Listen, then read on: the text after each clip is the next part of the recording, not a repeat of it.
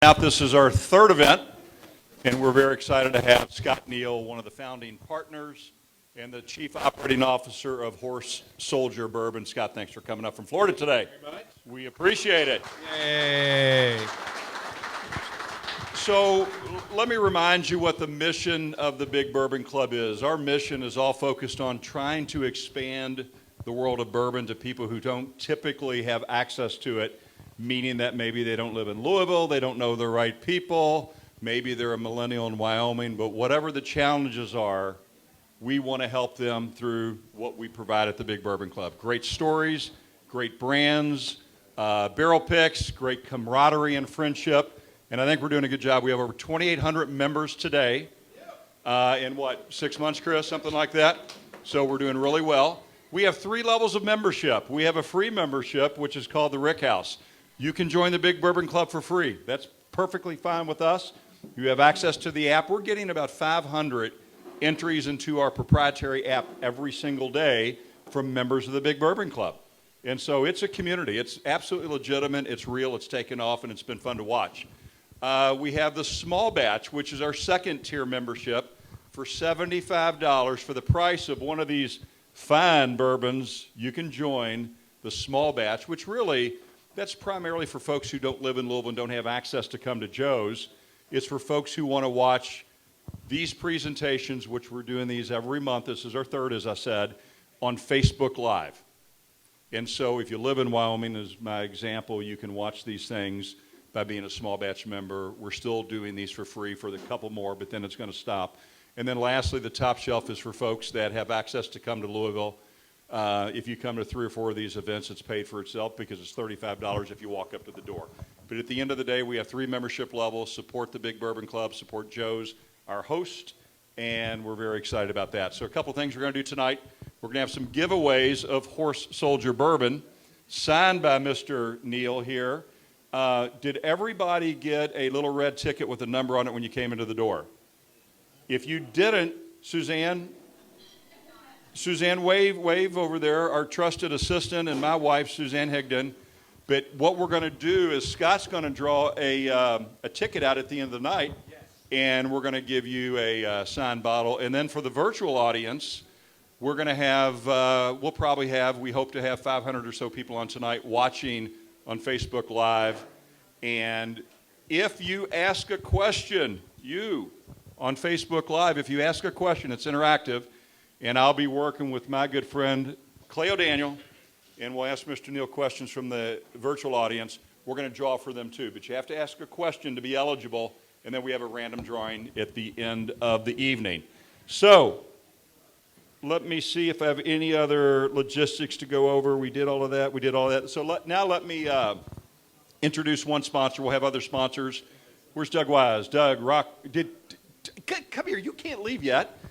Doug is a partner with Blue & Company CPA firm. They're our presenting sponsor. They actually represent 14 or 15 distilleries nationally. Thanks for helping to underwrite this. We appreciate it. Okay, I think that's it. So with no further ado, the reason you're here is to meet Mr. Scott Neal. Scott, thank you so much, and I'm going to turn it over to you. Well, thank you very much, Steve, and the Big Bourbon Club, and Joe's Older Than Dirt. First of all, I have my family here as well. My dad and mom are from Louisville. I spent there you go, thank you, 17 years at Fort Campbell, Kentucky. So tonight we're going to walk through a story, right? I'm getting pretty good at this story now. Okay, apparently these books and movies and all these things help you tell a lot of story. So I'm going to talk a little bit about the past. Obviously, the Horse Soldier. Who saw the movie 12 Strong? Wasn't that good. All right. Who read the book Horse Soldiers? Wasn't that good. Right? So I'm going to tell you the story behind the story straight from the horse's mouth. Okay? Then I'm going to talk about transition. What really happens after you leave service between you and your friends, and how do you find your next passion? Then I'm going to talk about being an entrepreneur and starting something when you know nothing about the industry. All along the way, we're going to taste some bourbon, okay, and talk about what we discovered was our passion for making it. Started with actually just drinking a lot of bourbon and asking a lot of questions. So with that, how are we going to handle the samplings? Is the first question. So Rachel and Josie, they have placed cups in front of everybody. When you're ready, we'll go for the first expression. Okay. So I'm going to start in the middle of this story.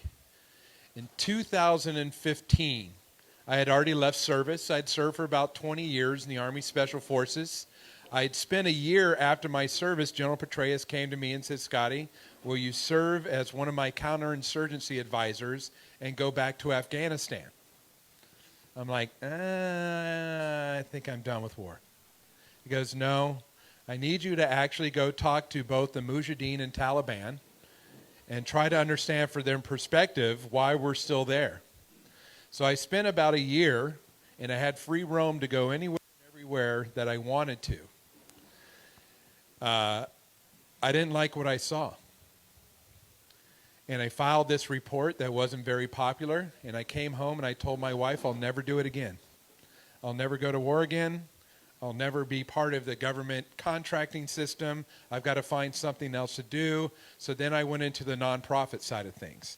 And I traveled the country telling our story, the Green Beret story, raising money for ill, injured, and wounded. I would talk to families that inherited money and families that were entrepreneurial and they made their money. It was always a two-way conversation. They were curious of my service, and I was curious on how they lived the American dream. And one day I had a big fundraiser in New York City. And who works for a nonprofit? Who's been in nonprofit world? Rule number one, find the richest person, give them an award. They all love it. They invite all their rich buddies, too. They're all laughing, but it's true. So we were in New York City. We were at the Pierre Hotel, the most swankiest Fifth Avenue hotel. The person I'd given an award to at the time was the head of Fox. All the Fox personalities were out there. That's how I was always on Fox and Friends and Fox News. Gave him an award. He made him sing the Battle of the Green Beret. And I said, the reason you're here is because your money will help Green Berets start a business and learn to be entrepreneurs. And that's how we're going to get our family members and our service members back in the economy. And I said, I quit. If I can't quit on stage and go start a business, you deserve to have your money back. So I did. I walked off the stage, and the first thing my wife said is, I didn't hear you. What'd you just do? I said, it's time to burn the boats, right? Step number one is find the richest person you could find and ask them how they made their money. So I went and seen a friend of mine who's from Louisville named John Coco. Previous generation Green Beret, an agency member, made his money in the insurance space. And I said, John, can I talk to you about how to start a business? And he says, I'm sorry, but I'm going to Yellowstone for a month, and when I come back, we'll sit down and talk. And I said, well, I don't have a job. Can I go to Yellowstone too? He says, why not? So that began the adventure. And every day we would fly fish or climb the Tetons. Every day I would pester him. What's EBITDA? Explain what EBITDA is. All these business questions. He's like, shh. John, what's profit? I mean, how do you get your first money? How much of your company? He's shh. What he was doing is telling me to close my mind down. Right? I was trying too hard to think about something that didn't come naturally. We did about a 10-day horse and mule train through the thoroughfare. The farthest point off-road in America is up the Yellowstone River. And we did a 10-day horse and mule train. Horse soldiers, right?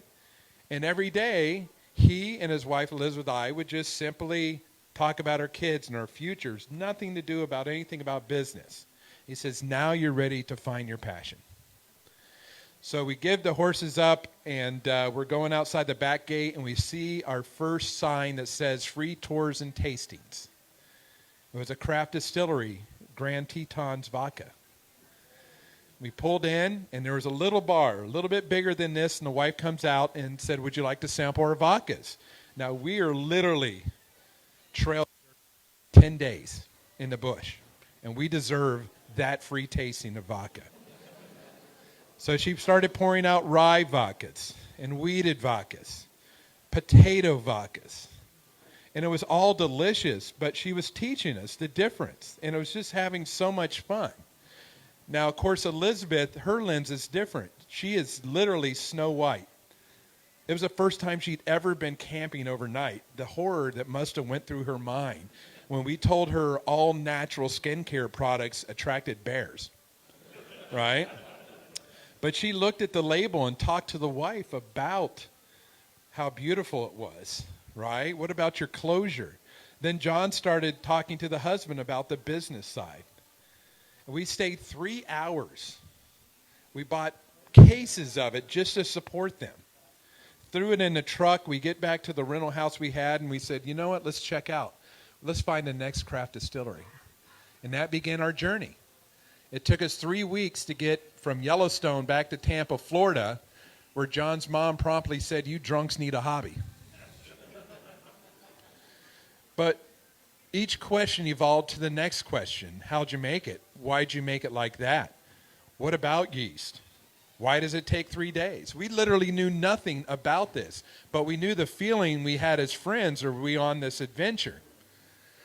Then we called up some other guys we served with and said, let's go to Scotland. And the adventure continued. So we started in Edinburgh. We went up through Speyside. We played tourist. Elizabeth would go through the tasting rooms and the retail rooms, would talk to all the girls. Why is this price like this? What's your margin on that? Why'd you choose this material? But everybody kind of focused into their skill. We went finally to the northernmost city of Thurso, Scotland, and we spent about 3 weeks learning how to make scotch at Wolfburn Distillery. Started by a former Royal Marine. He says, come on in. I'll let you turn the stills on. I'll teach you how to monitor the temperatures. I'll teach you how to check out the boilers and chillers to see if they're functional, how to put the labeling line into operation, everything. We soaked it up. We came home. We called some more Army buddies that we served with. We said, come on, let's go to Ireland. So we went to Ireland.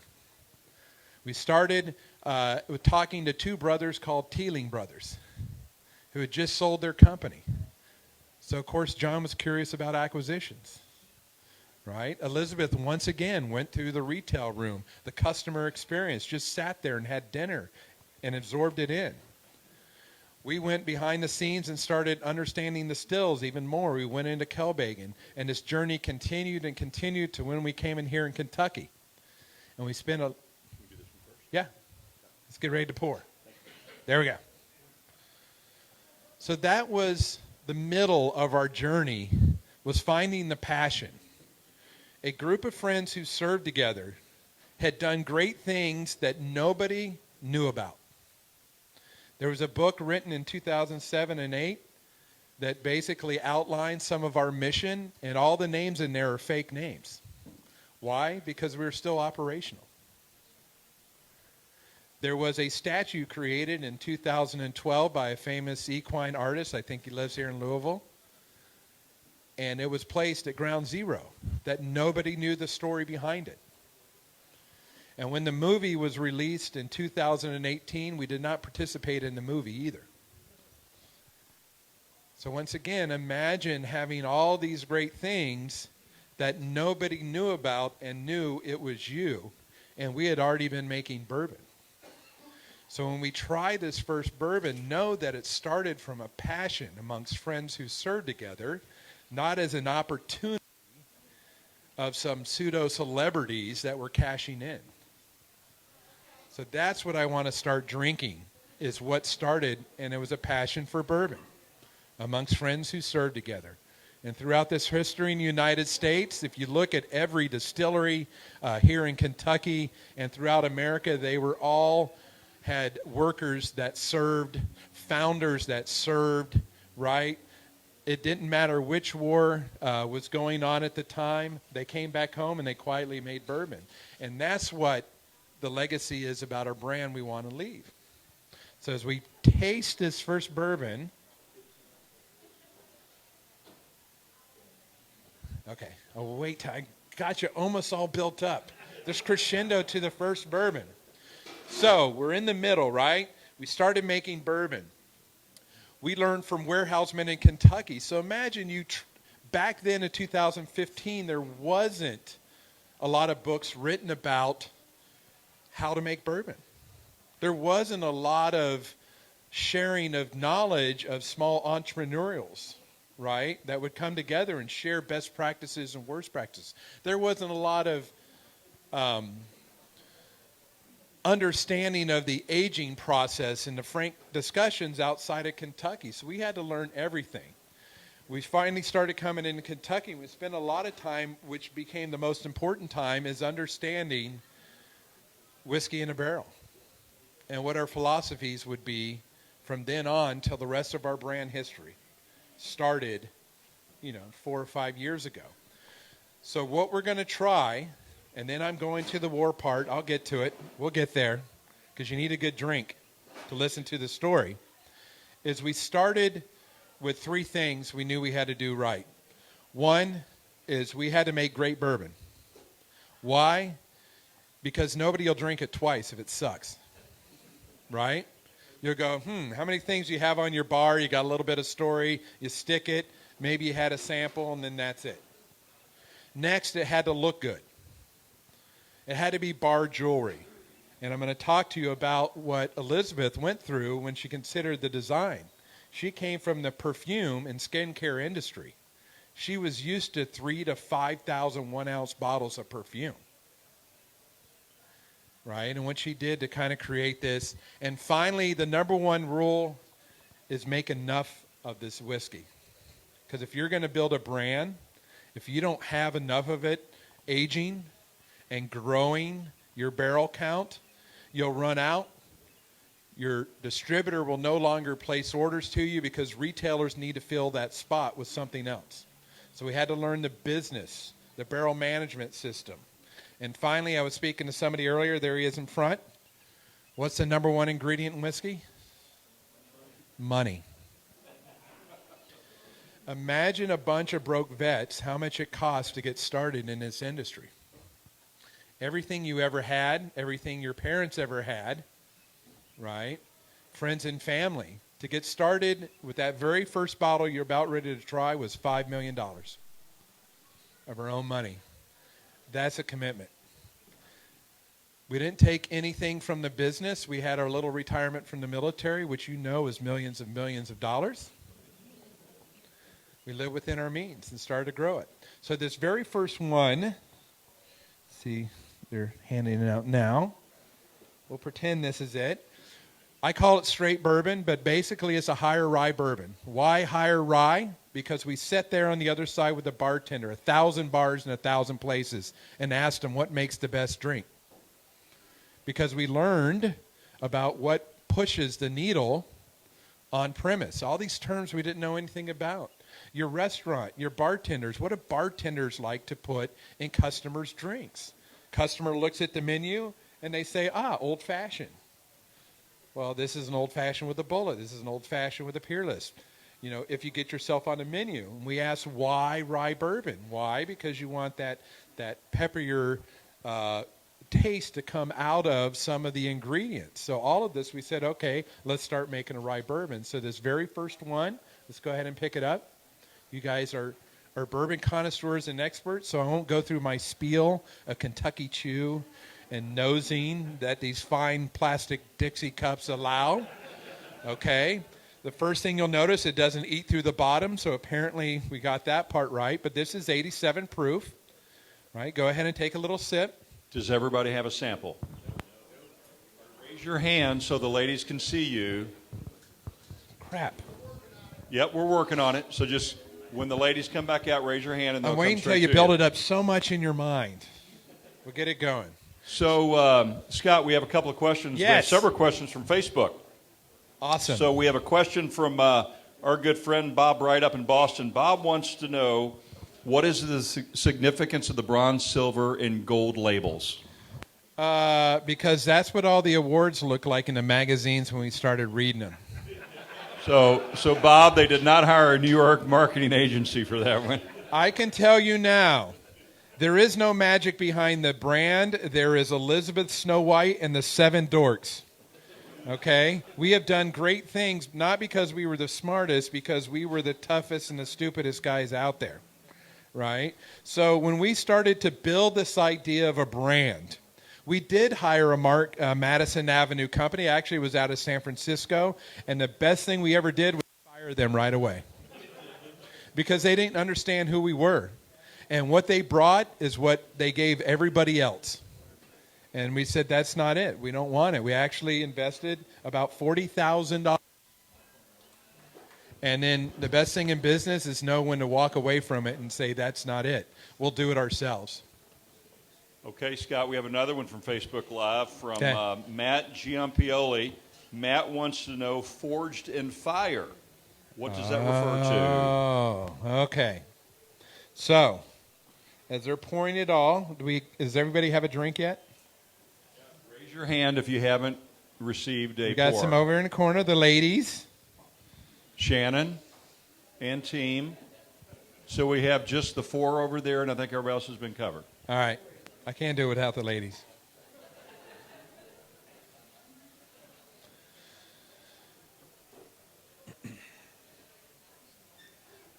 So let's go ahead and take our taste. You don't have to wait for me. Scott, they're ladies, but they're also lawyers, so it's okay that they're last.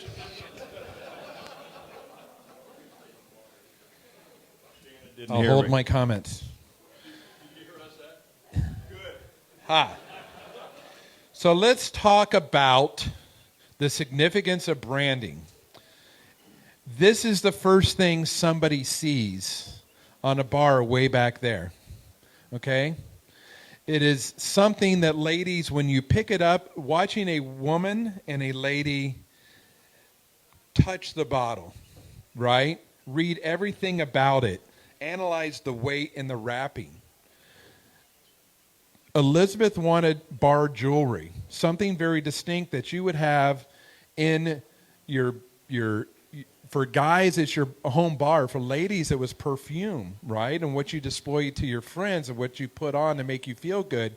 She emotionally started designing this bottle. Broad shoulders. Why broad shoulders? Because that was the weight we carried of the country, right? There's some hidden things in this bottle. The metal label is not metal, it's METL. It's courage, right?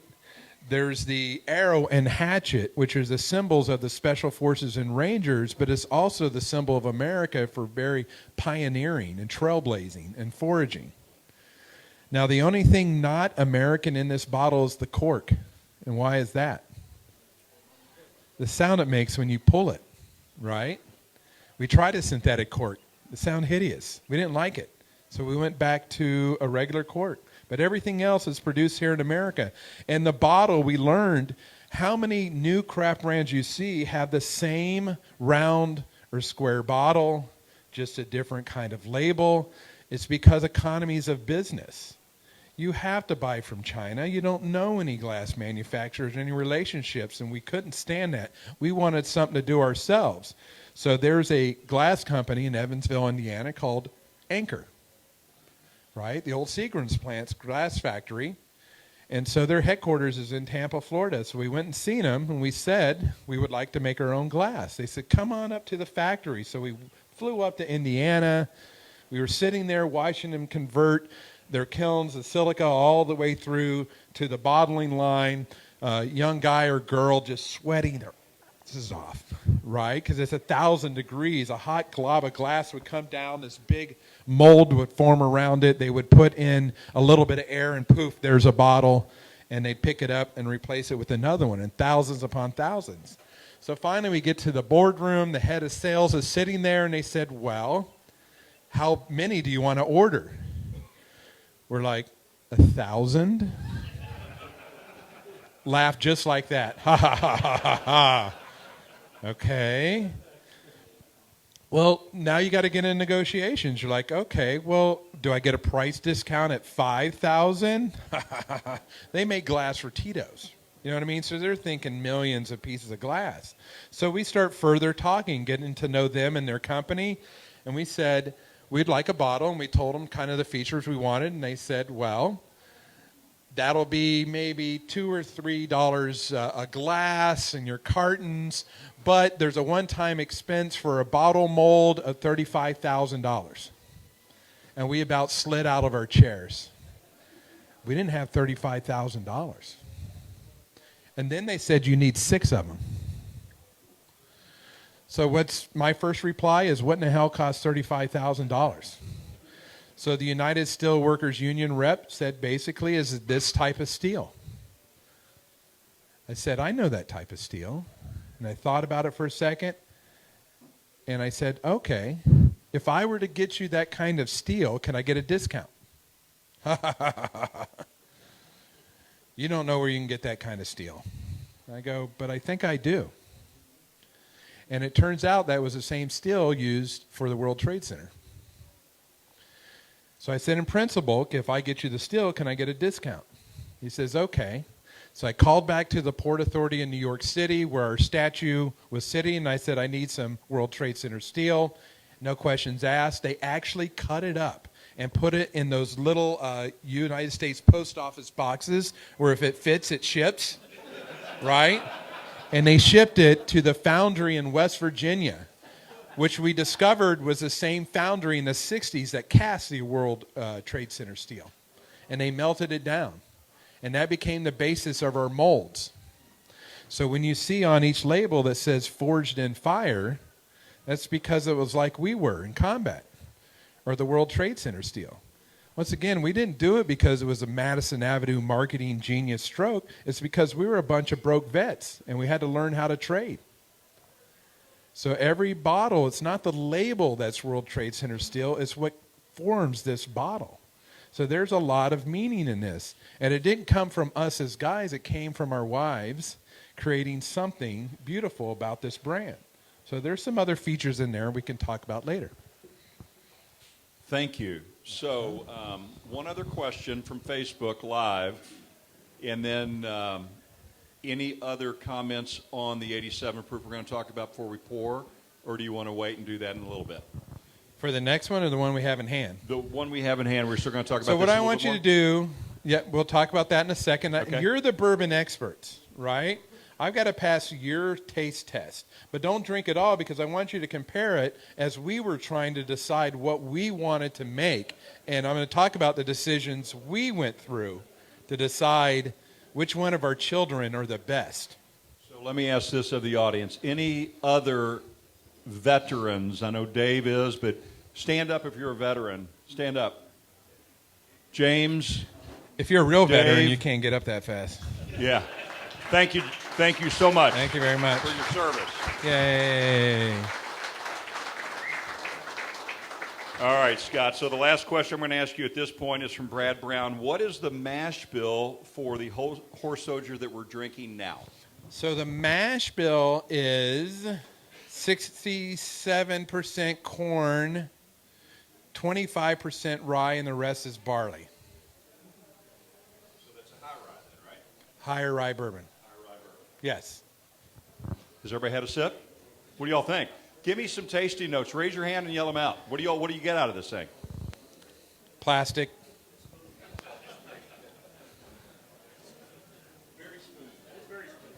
That is right now averaging about 3.5 years old. Remember, we started this in 2015, actually started with our first 100 barrels in 2016, so we didn't have a lot to start aging. So when we started producing this one, we thought, okay, what's your ratio? Imagine you have 100 barrels, and we've got 3 different SKUs, product lines, and starting the decision conversation in 2016, how many are you going to make of each, and have no idea what it's going to taste like, and have no idea what the consumer is going to respond to. And then also, when do I pour this? 3 years old? Some craft distilleries, they have to do it in a year, create cash flow. You might get 2 years, but we decided not to make vodka, gin, and rums, right? So we actually had to be very, very patient while we put this to bed. So this was our first one. And we made this because we knew that bartenders liked it. And why wouldn't you want a Manhattan from the horse soldiers who responded to 9/11, whose bottle molds are from World Trade Center steel? That was the idea behind this first one, and it was a rye. So I told Scott this earlier, and I've shared it with a lot of my friends here. And you can go back to the other Facebook Lives. I've never said this before, but this is the best new bourbon I've had in 5 years. Thank you very and much. I sincerely mean that. It is delicious. Now, I love a rye, I love a wheat too, but this is fabulous bourbon. So who thinks it sucks? You can say it. Okay.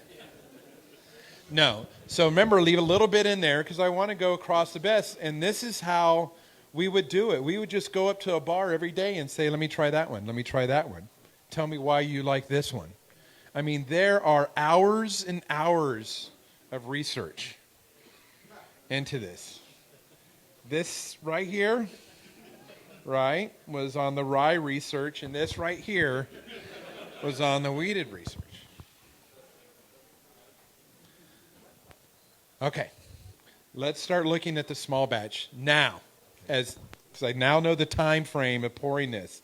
Now let's step backwards. Why we're all really here is a curiosity of 9/11. Who remembers 9/11? Who remembers exactly where they are and what they were doing on 9/11? Who was in New York City on 9/11? Who was in Washington, D.C.? I do go around the country and I give a lot of conversations about 9/11 and the response to it, but I usually have a different conversation with those who saw it and smelt it and felt it, right? It's burned in your memories from now till the end of time. This is this generation's Pearl Harbor, if you think about it. I myself was already in the Army. I had been in for about 12 years. I was in the Army Special Forces at Fort Campbell, Kentucky. I was getting ready on 1 October to go overseas on a counterterrorism mission, just to be in the area in case a major event happened. As a matter of fact, I was telling the crowd early, I was in a counterterrorism training exercise simulating a previous attack on the United States.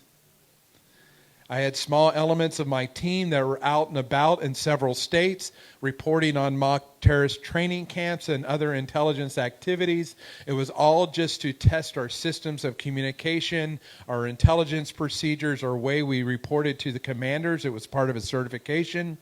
And then at the end, we would go home for a few days, and then we would deploy in the Middle East. On that morning, I remember my intel sergeant walking in and on a whiteboard behind us wrote that the World Trade Center's been attacked. And I thought, okay, that's a change in the exercise, but, you know, the commanders like to change it up a little bit. We went on planning, we're receiving reports, different teams were being inserted into other locations, and an hour later he came back in and said the second World Trade Center's been hit. Okay, complex attack. Why the World Trade Center? We knew it was bombed in '93. Financial prowess of the United States. So we started sending in flash intel requests for information with the headline exercise on it. So we're practicing what we would do for intel activities. And it wasn't until 4 hours later that then Colonel Mulholland came in and said, stop. This is for real. And if you did see the movie 12 Strong, we went into the mess hall like everybody else, and we saw on CNN what was happening. Except we had a pretty good idea who was doing this. If you read even more into history, we had some history buffs here and everything, right? What you don't understand is the decision process that the National Command Authority went to start understanding what America's response was going to be. Plans were offered of a bigger military strike with the Army and Marine Corps. It would take this much time to marshal forces into the Middle East. You would use this type of force in airborne operation and this type of force over land. And Mr. President, we would be ready by the springtime. Then a counterproposal was offered of small teams of CIA agents and Green Berets to insert behind the lines to understand truly what was going on, what kind of relationships the Taliban and Al-Qaeda have, very economically agile, and we could be ready to go in 2 weeks. So President Bush, being a student of history, who remembers the Doolittle raid of World War II? Right? A small strategic strike of fighter pilots or bombers on an aircraft carrier on a one-way mission just to send a message of America's response. So he chose the second option. 19 October, 2 small special forces teams were inserted behind the lines, basically had 96 hours to plan. We knew nothing about the Taliban. We knew very little about the alliances that were the Northern Alliance or any of the Mujahideen warlords. We understood zero about Al-Qaeda and how they were influencing the Taliban. So the mission was very simple. You were to get on this helicopter. You would fly over the highest mountain. They didn't understand if the helicopters would even make it. You were to land. You were to do bona fides and link up with the CIA team that had been on the ground a few days prior. You were to assess any kind of command and control structure of the Mujahideen. You're to assess the Taliban strength and disposition. And nobody is coming to get you. We did not expect any regular type of reinforcements until the springtime. Literally, the intel package and mission package was that thick. We are America's expeditionary entrepreneurs. We had $4 million in cash, a couple of bottles of vodka, and some other trinkets to trade. And that was it. Now, how many lawyers would go into a negotiation like that? Exactly. Now let's get to the fun part. You fly in a helicopter. There's barely enough oxygen for the pilots, so nobody takes oxygen, so you pass out. You wake up, you have a stinging headache because you have lack of oxygen. It's 2 in the morning, you get off. Your average weight of your rucksack is 120 to 150 pounds. Now, I usually tell ladies, please dump everything out right now on the table and put 2 things back in it, and what would you choose? Because that's the rest of your life. Every ounce is calculated because how could you get over the mountains with too much weight? What bullets would you take? What hand grenades? What batteries for your radios? Literally everything. The toilet paper didn't make the trip. We had to combine our meals into a soup split between 2 of us for a day.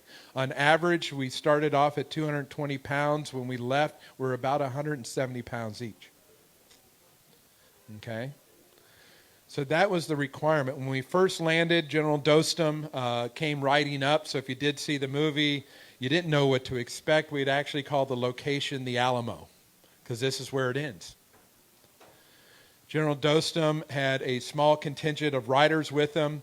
He gets off the horse. He greets all of his own people. He's a very gifted politician that way, right? He knows who to shake, who to hug. Pleasantries. He comes up to us. And then we realized nobody spoke each other's language. He did not speak English. We did not speak Uzbek. We tried a little bit of modern standard Arabic. Who's all seen the old Western movies when they go by the campfire with some Native Americans and you start negotiating, you pointy-talkie? Okay, it wasn't quite like where you saw in the film where Killer Eyes came out. I don't know where that crap came from. Didn't happen that way. But what he did is he started laying out a map, and it was an old Russian military map. And luckily, Mark had studied Russian in the Special Forces language school, and Dostum knew just enough language, 20 words, and that began the war on terrorism. It was a small conversation of 20 words. Taliban. How many? We soon learned that we were up against 50,000 Taliban, the Army of the North. They had captured and overtaken the communist regime of Afghanistan once the Russians left. They had T-55 tanks. They had rocket launchers, artillery, anti-aircraft guns, all the light guns. They had everything of a modern mechanized military. They basically were overtaking cities and villages of the North. They were forcing them to capitulate and adjust into their own strict religious views. Women now had to be head to toe in burqas. Daughters can no longer be educated over the age of 8. Little boys can no longer play soccer or fly kites or listen to music. Afghan men can no longer participate in national sports, right? It was very oppressive. But when you have oppression, right, you force people into the mountains. And the only way they could get around was on horseback. So that's what we had to understand is, okay, we now know the Taliban. How about Al-Qaeda? And they talked about how Al-Qaeda was just fueling this religious fever. And they were foreign Taliban. They had come from someplace else. They had no home to go back to. So they were forcing more and more conflicts. They would go into more and more villages in their attempt to convert them. And that was just forcing the males to leave the town and create a resistance in the mountains, sort of like the American Indians. Step one, the hardest part in your Green Beret mission is link up, because you don't know. We already knew there was bounties on our head for a piece of clothing, for a dead body or whatnot. We soon discovered they didn't speak the language. How do you form an alliance? Well, the next day, you do the first thing is you do a confidence target. So General Dostum only had enough horses to bring 6 of us, so we had to split into 2 teams. Half stayed at the Alamo, half went up to his mountain fortress. Probably about a 6-hour ride on horseback. Now imagine riding the horse for a first time. How do you do it? It's not a quarter horse at Walmart, right? You think an Afghan's going to give up their best horse to you? Do you think these are big horses? No, these are little remnants of Genghis Khan crappy horses, right? Okay. Now, do you think that horse enjoyed a 225-pound, 6'2" man with 50 pounds of gear on it? No. But we made it up to the mountains. And immediately, General Dostum says, look across the valley. Taliban. How do you know it's Taliban? Got to verify. Taliban. How do you know it's Taliban? He actually gets on the radio, just like you saw in the movie, and calls his friend, the Taliban commander, and starts joking with him. How old are my kids? Just all of this banter goes on, but what they also do is they say, basically, we're going to have a battle tomorrow. Please send my 2 cousins back, and I'll send your brother and your cousin from your other village to you. And they make some pleasantries, and they exchange family members in case they are over there, and they agree what time the battle starts. Okay? So the next morning is battle time. He goes, Taliban, what are you going to do? So what he didn't realize is we had the armada of the United States Air Force, B-52s, F-16s, F-18s stacked behind us. We had basically 21st century technology. The GPS had just been invented, right? Laser target designators. All we needed to do was calculate a course and an azimuth and a grid coordinate. We log it in.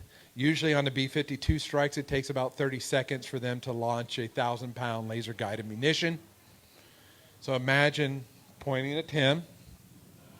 All his tribal warlords were now looking, ready for the charge. What are we doing? Are we going to do this? Wait a second. The radio guy comes back, says 15 seconds. You lean over to General Dostum, say 15 seconds. Radio guy leans over, says 10 seconds. You lean over to General Dostum, 10 seconds. What is this? And all of a sudden, the entire mountain starts evaporating.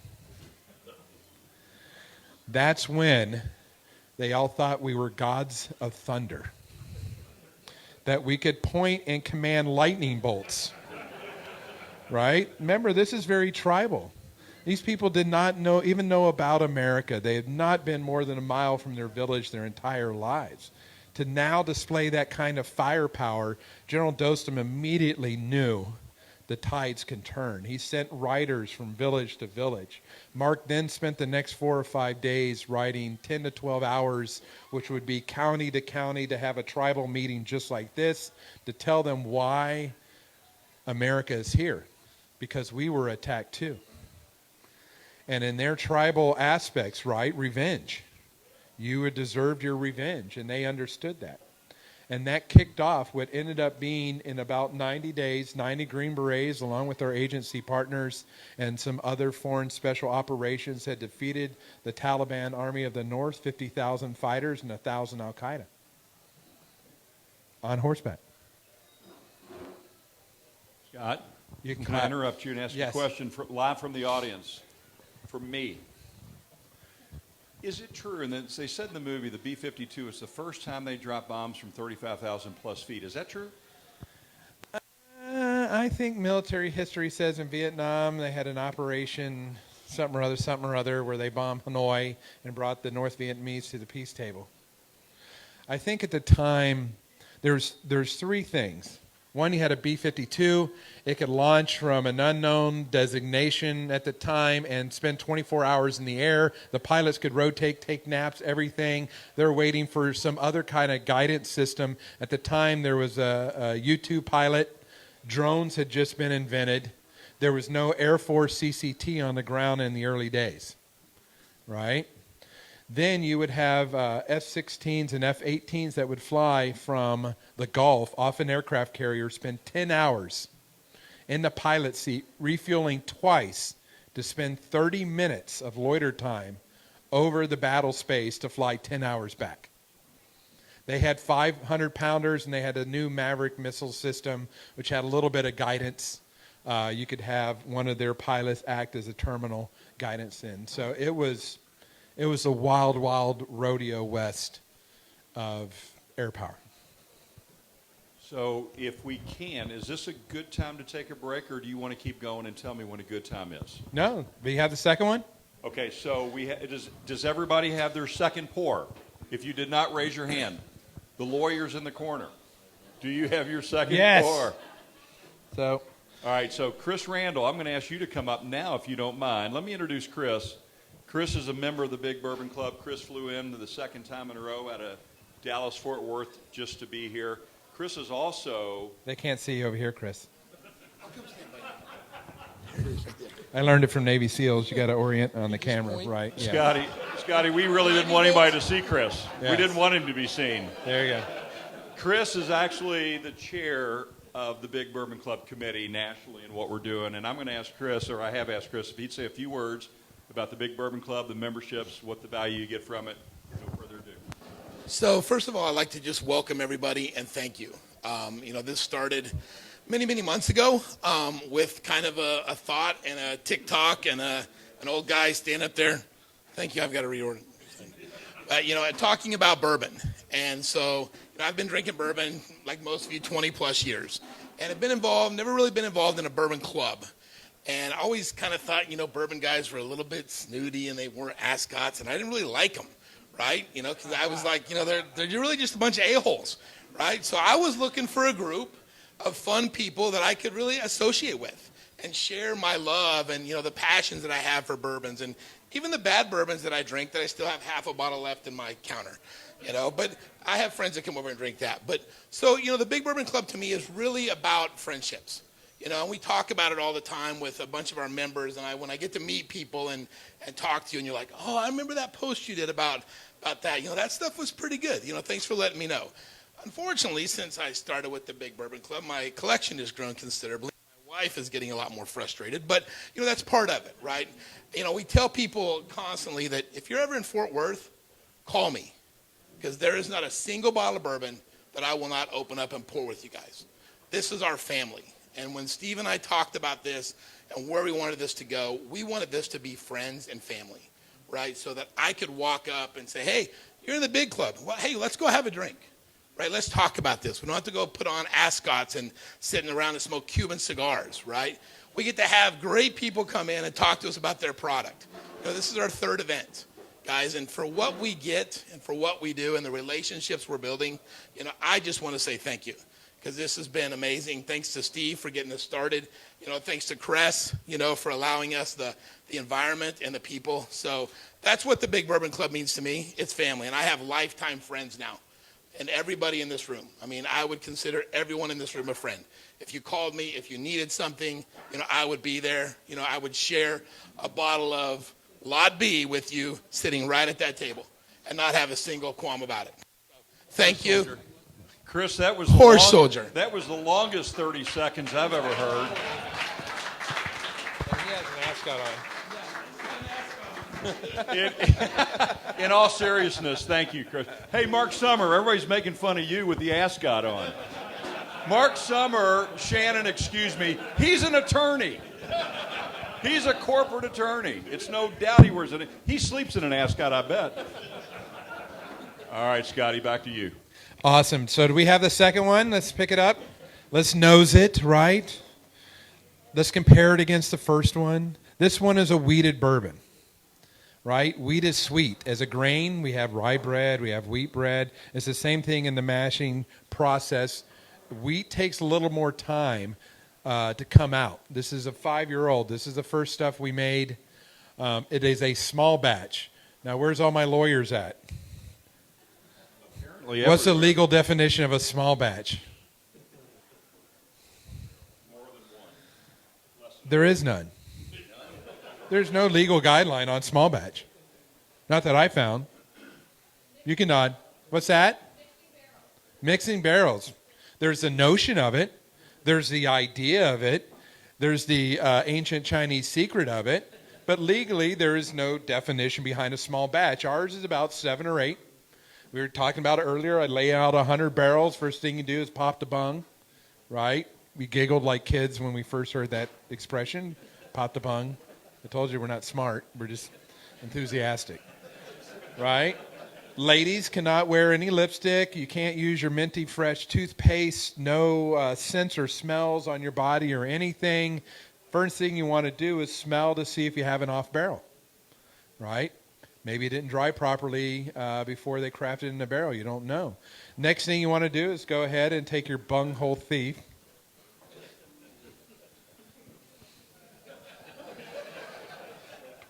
It's a term. It's an industry term. I don't. Remember, we're idiots. How We come had it's no the pikers clue, that are causing a stir? right? You all the oldest table here. Now calm down. Right? See, everybody's giggling. These are industry terms, people. And you pour it out, and you just want to smell, and you want to smell. And for me, who've been blown up so many times, I actually couldn't smell anything anymore, and I had very poor taste. So I had to take those little bourbon tasting kits of cinnamons and oaks and teach my brain. But the wives knew instantly. They've been cooking all this time, and they could tell. Actually, John's son, major alcoholic, this kid's amazing in his palate. You have to rely on people in the group to tell you these things. You start understanding these notes. So finally, you could tell that this just isn't aging. It needs more time. And we would kick it backwards. Or this is exceptional. Let's move this one forward. And we started learning our rhythm for selecting small batches or barrel strengths. Right? Now we have to get into 200 barrels at a time until we build enough organizational memory and understanding of exactly how to create your profile for the next 100 years. Okay? That's how we start selecting our small batch. 7 or 8 barrels, push them forward at the time, mingle them together. How much time do you mingle a batch with, do you think? 24 hours. I've asked 1,000 times. There's no science about it. There's no time frame. But you definitely want it to all integrate together, and you proof it down. How long do you proof it down for? 24 hours. And that's what we come up with. This is a 95 proof. Why 95 proof? Special Forces ODA 595. Once again, we're not that smart, right? But we did taste this barrel up and down the different ranges, and 95 came in pretty good. So we wanted something that the wives enjoyed too, because they were used to wines and something simple. So go ahead and take a taste. It doesn't suck. I think 4 out of 5 dentists highly recommend it. Okay? That was a joke, everybody. That's okay. I've had so many that I don't know if they... Well, because once again, we had to learn about awards and recognitions. So now we've won more awards for our bourbon than we have in combat. It's kind of like our little goofy tagline. As long as you pay your money and send one in, you get a little medal back. You're so giddy. We got lots of medals. But this is our small batch. So this is what we really began to discover when we sat on this side of the bar talking to bartenders. And we found that the weeded category was very small, right? Who knows some weeded? Name some weeders. Weller. Makers.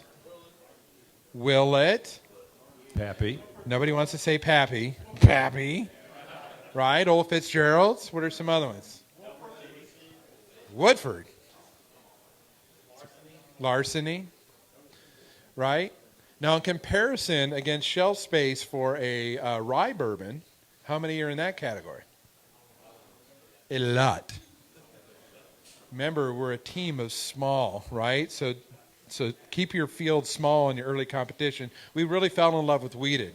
And since we were making it, that's what we started with. So our second offering is a 95 proof weeded small batch.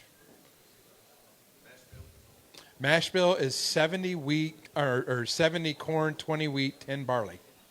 Why a higher barley ratio with weeded? You know, takes a little more from the barley to get the yeast going on the wheat. So, all right, back to the war. You ready? Some more? So, 90 days, 90 Green Berets. We had overtaken Afghanistan. We had done everything they told us to do. As a matter of fact, small teams, unknown of what other teams were doing, multiple teams were sent behind the lines in case one team was captured. You couldn't give what the overall plan was. And we simultaneously linked up with our own Mujahideen fighters, created a resistance. At the end of 3 weeks, we had 3,500 riders and 1,000 infantry, and we began to attack the Taliban. Simultaneously, a team in Kabul raised 3,000 fighters. On western Afghanistan, another team raised 10,000 fighters. And we began to attack the Afghans, the Taliban from so many locations all at once, they couldn't survive the confusion. We went further behind the lines in the middle of the night. We would capture Taliban generals and al-Qaeda leaders. We would take them off the battlefield very quietly. Their own men thought they were cowards and were abandoning them. So we started introducing psychological operations. So imagine sending throughout the villages that gods of thunder have come, right, to spew lightning bolts from their fingertips. And the cowardice of their leaders, not fighting with them side by side. These were very tribal people. Began to have a very fundamental effect. I came home in September, or April. This is my mom here. She actually made a quilt of every day I was gone. So she knows exactly when I came back. So her and the other ladies stitched and sewed. Apparently there's secret messages in my quilt. I don't know yet. I was hoping it was money, but apparently not. Anyways, we came home. Nobody had known what we'd done, not even our families. There was no parades. There was nothing. Job well done. We went back to being dads and fathers and husbands. We got the call in about September of 2002 to be prepared for Iraq. So we were immediately sent forward to be prepared for Iraq, where part of us went in with the Kurds and with the agency again in the center, and to look for weapons of mass destruction that weren't there, right? Okay, and to lead the Army and Marine Corps up in the north. If you recall, who remembers Mission Complete? George Bush on the carrier. High five, war's easy. Woo! Okay. We came home, once again, no parades, no recognition, that's all right. And they're having a problem of foreign fighters in Africa, so we went into Africa.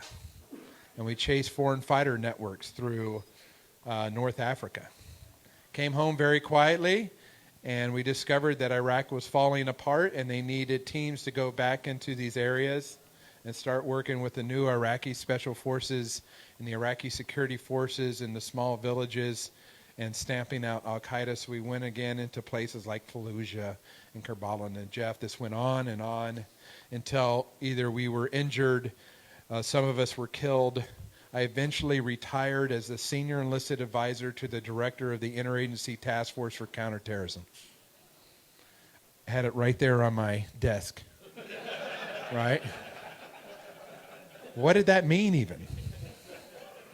I was in Tampa, Florida. I was at a 4-star headquarters talking policy, going to Washington, D.C., flying to Paris, exchanging packets, right? At the time, it wasn't a problem for young soldiers, young officers to defeat the enemy in front of them. It was their own inability as a country to collaborate and coordinate effectively to defeat a human network. They were very big problems. And then one day I retired, and they came to my retirement. It was the first time they ever heard anything I had done. which was okay. But the next day after I retired, I was nobody. I no longer had a big desk with a big title. What do you do? So now I caught you up, right? I did nonprofit for a while. I felt compelled to give back. So now we can start pouring the barrel strength. Now we're at the middle of the beginning of our journey. A bunch of friends who served quietly, professionally, had done amazing things. 12 against 50,000. They make movies about it that we didn't participate in. They write books about it that we didn't participate in. They have statues at Ground Zero, which we participated in. Right? But yet, at the end of the day, you're unemployed looking for something to do. So, the true story is about transition. Living the American dream you've been defending. And that's what started with a curiosity, which is the same exact curiosity the Big Bourbon Club has. Why does this taste different than this? Why does his ascot opinion matter more than your opinion? It's bullshit. I do not taste stone fruits. I think you're crazy, and it just led to these discussions. Right? It's bullshit. Wrong answer. But the business curiosity fell into this as well. You make something, you sell it for profit. Yes or no? Okay? We were not in this business to flip it. Okay? We're not used car salesmen. We wanted to create a legacy and a lasting brand that'll be here for generations, that'll quietly tell our story. But on this bottle, it's not our names as much as the story of American service, right? Small teams inserted behind the lines. I mean, once again, they make movies about it. You ready to pour the next one? So the next one, by far my favorite one. Why? Barrel strength? Or I sell it for the most money? Oh, okay. Okay. Why do I sell it for the most money? Barrel strength. You know that 42% of this thing is taxed, right? Federal, state, retail, all of this. So that's where this, when we started discovering the taste and what it was coming out of the barrel, there's a puppy. I get distracted. I like puppies. We all have service dogs, right? Our distillery is one big crap show of doggy daycare every day. There's a hair of the dog in every one of these bottles. Just know that. So you can tell my voice how much fun we have as a group of friends. It is literally a crap show. And Elizabeth is Snow White and keeps us all in line. If not, we'd have blueberry bourbon, right? We'd have snuff bourbon. We would just go nuts, but she keeps us focused. Anyways, let's go ahead and pour the barrel strength. Is it out there? They're pouring now, Scotty. And, all right. And so let me ask, can I ask you a question Yes. from Facebook Live? Kale Seals ask, in your opinion, which one of your rick houses makes your best bourbon? So, the greatest debate unsolvable. Who agrees that 70 to 75% of your flavor comes from the barrel? Would you all think that? In your opinion, stand up you, right now. Stand up. Get over here. We're going to do stump Ladies and gentlemen, say hi to Zach Landry, who flew in from Austin for this roasting. Come on, right here. What percent of a whole bottle of bourbon is yeast? 5%, 10%? I mean, how important is yeast in a percent? 10, 15. How important is water in that percentage? 70. 70% of the taste is because of the water you selected. No, okay, I missed the question. I'd probably say 10. Okay. What percent is the aging process in the barrel? 65, 70. So a significant amount. Thank you very much. Hey, Zach played football at Notre Dame. He's not going to get a lot of questions right. Hey, I spoke at Notre Dame. I got to speak at Notre Dame. Reason I say that is look at this monstrous debate that I see online with the bourbon aficionados, the ascot wearing, the everyday Kentuckians, the master distillers or tasters. there is no exact science breakdown on why and what makes the bourbon taste. What percent does a yeast? Is it a dry yeast? What strain? Is it a European strain? Or is it a family strain you kept alive for 200 years? Debate, right? The barrel. Does it come from eastern Missouri? Should it be a Minnesota? Is it a tight ring? There's a whole study on the effects of oak strains, right? And seasonality and how long you let it dry in the yard. Do you dry kill it before you do it? Do you use oak chip charring or do you use propane charring? Holy crap, we had to learn all of that. We had no clue. We spent 3 weeks literally cutting down trees at a barrel mill and staving them. We met a lot of felons, right, on work release, because that is some hard work, right? But you start to learn and understand the caramelization that goes on in that charring process. So what have we chosen? I don't think we've chosen what the next 100 years will be for our brand. We have palletized and we have standard ricked activities. How many years do you cross back and forth, right? Our final home that we're building in Somerset, Kentucky, will now be able to plant our roots and say, this is how it's going to be for the next 100 years. So today, what you're tasting today is a friendship of curious people trying of small little techniques, right, to get what we like to drink. And what we don't drink, we sell. Because apparently that's how you make money, is not drinking it all before you sell it. So the barrel question is, it's all very important. Why are the Japanese considered masters and came on strong with the whiskey business? Is because their precision to every detail. Their robotics in their warehouses are interesting, right? No more human error. Some of the university research out of University of Kentucky into probes inside the barrel is fascinating. For the first time, you're now studying, no crap, what is going on in the barrel. How do you plan that? How can you afford that these days either as a young brand?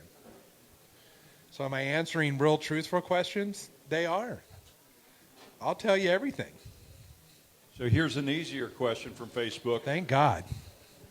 We'll come to you all next, Callahans. But real quick, I've got two people asking about distribution. Yes. Mike Mills up in Zulanderov up in Canada asking when will they get it internationally in Canada, and when will you get it in Michigan from Ryan Hallberg. How many states are you in now, and when does it grow? So we are in 12 straight states. We have a growth plan. One of the best pieces of advice came from an old-timer right here in the great state of Kentucky, and that says, go deep and not wide. Own the city you're in. Own the town you're in. Don't have plans like the game of Risk. Who played Risk here? You can't spread your soldiers all across the board, right? Because you don't have enough marketing money. You don't have enough promotional money. You can't beat Jack Daniels on the street. So we planned, we were only in one state, the state of Florida, for the first year to learn how to sell our product, how many events. We did hundreds and hundreds of events. Then we got our pitch down. Then we went to the next state. So now we're in 12. We'll probably expand about 4 more states. One is Michigan, Missouri, Michigan, Ohio, quarter 3. uh-huh. Working on Canada, and then North Carolina, Pennsylvania, quarter 1 of 26. So working on Canada and several other states coming Q2 of 22? Yes. So let's talk about partnerships. Why did we survive in Afghanistan? Is it because we were mighty and strong? Or did we form alliances? Formed alliances. The first thing we did is we met an interesting fellow named Bill Foley. Does anybody know who Bill Foley is? We had no clue who in the hell Bill Foley was. Bill Foley said, I wanted to see you. I live in Las Vegas. What? So we went to Las Vegas. There was a sign there that said Scotty and Coco at the airport. Score, right? We thought we were going to the strip. He pulled off the strip and headed towards the mountain. We're like, damn, off strip. We get to this nice brand new hotel. We go to the check-in line, and they have us one room card. We're like, shit. You know what I mean? Because in your mind, you're like, you're going to Vegas, we're going to ball, they're going to pitch us on something, we're going to get in a casino. We're ballers, right? They heard of us. All of a sudden, you're off casino, they're handing you one room card, we're like, crap. So finally, Coco's like, hey, I'll just pay for the other room. And the lady's like, I think you'll be fine. So she takes us up to the room, the biggest penthouse you've ever seen in your entire life. Now we're ballers again, right? That's right. We can get used to this whiskey life. So we partied that night. We did like rock stars has to do. He's going to regret the day he invited 2 drunk Green Berets into his penthouse suite with overflowing pool with vista views of the mountains and the Strip. So the next morning we show up, we get in the car, we go exactly 1 block over. We get out and it's a nice hockey ring. We're like, crap. They want to sponsor some kind of ice hockey team or something. They had the Golden Knights there. So we're like, crap. All right, our first kind of, now they want us for marketing. So we do a tour of the ice ring, nice ladies showing us everything. Here's where the kids play. There's where the pros shower room is. Here, let's go over to the corporate office. If you've ever been in business, you know you're getting a hustle for marketing, right? So we sit in this big conference room. We stare at each other going, shit. And finally, this little old man comes walking in, sits down, has a polo and some jeans, and says, hey, I heard about Horse Soldier. Of course you have. And we have a nice conversation. Then it gets deeper. How well funded are you? What's your distribution? Have you ever considered this? So now him and John start talking business this way over my head, so I think I decided to start Googling. Bill Foley. Go ahead and Google him right now. $7 or $8 billion, owns the Las Vegas Knights, owns about 30 vineyards, couple hundred wine labels, 500 restaurants. So now I'm under the table trying to kick Coco. I'm out of here. I'm like, John, shh, don't say something, because he will say anything. He doesn't care. But they're locked into this conversation.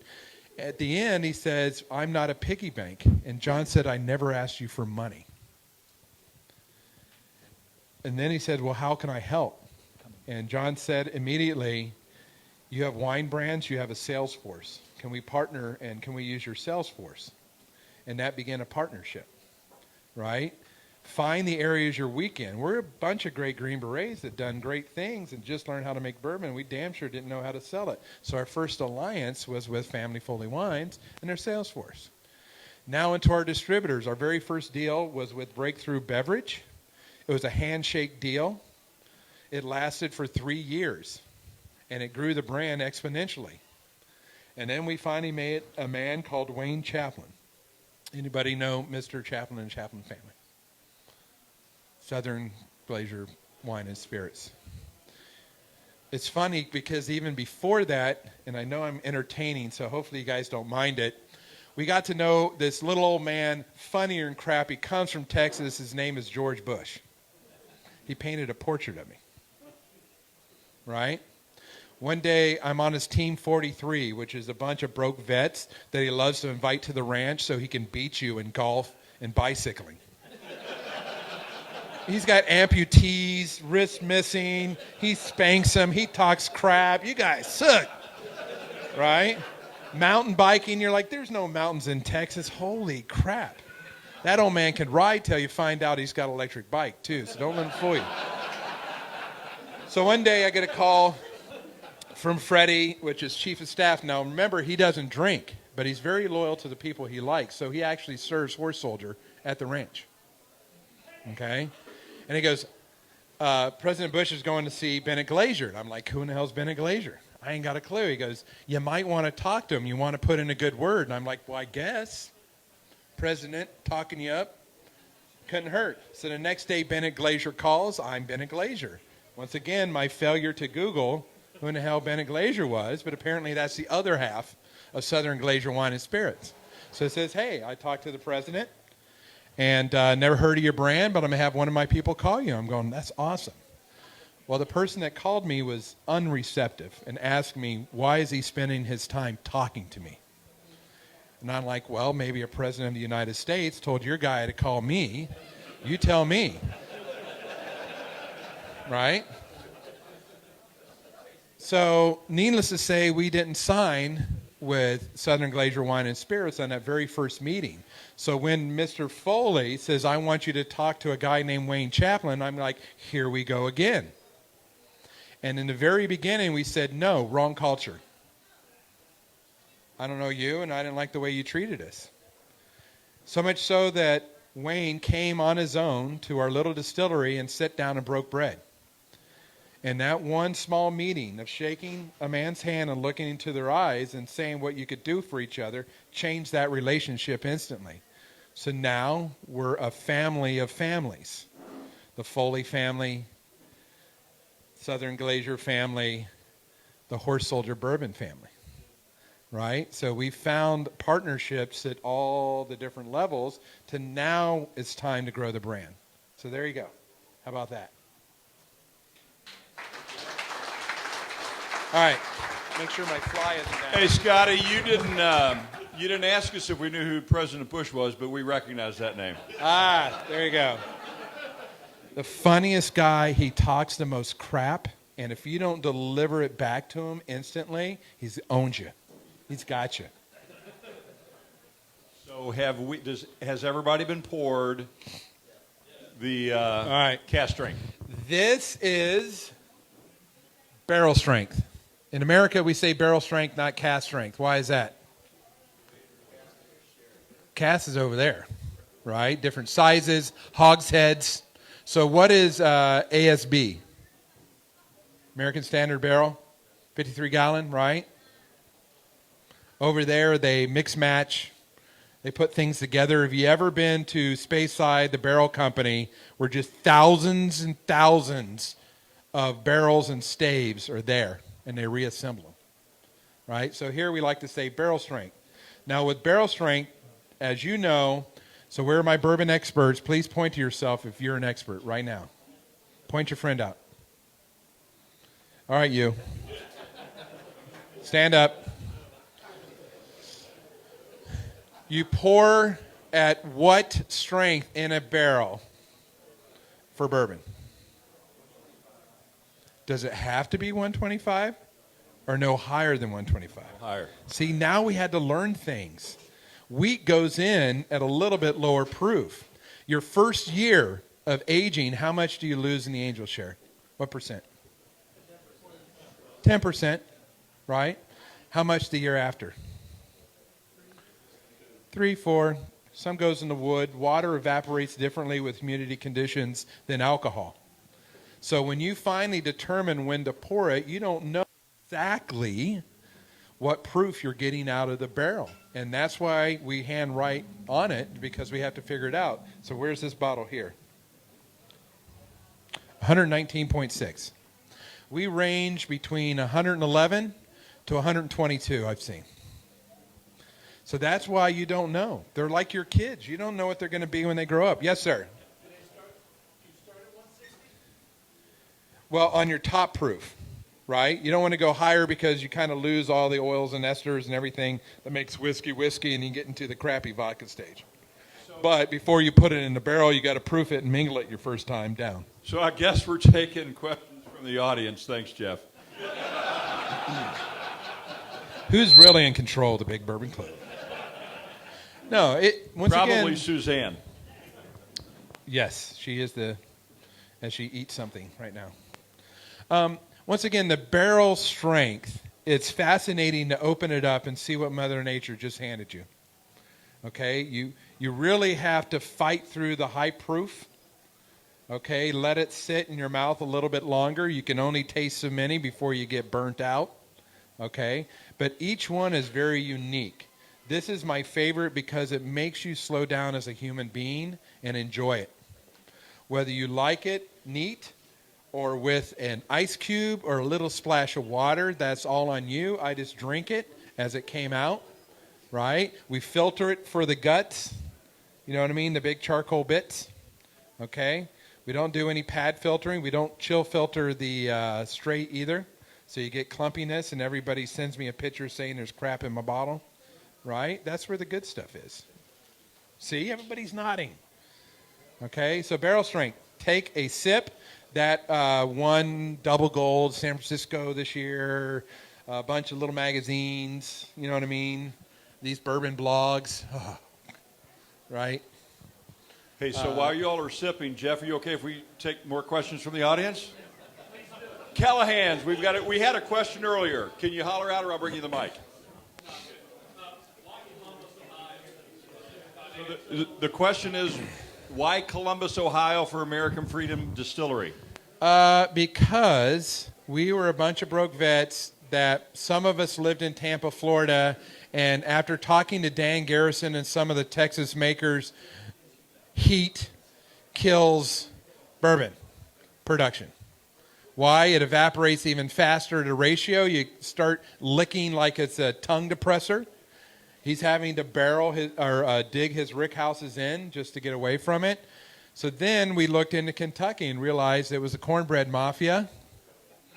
And we quite didn't have enough money. And oh, by the way, we didn't know exactly where we wanted. We were just understanding the bourbon trail, right? And what it took. We started reading headlines that 50 million this, 100 million that. We're like, holy crap, we don't have it. So we were actually put in contact with a gentleman named Ryan Lang of Middle West, who had just built a brand new 1.5 million gallon facility, and he had excess capacity. What was that?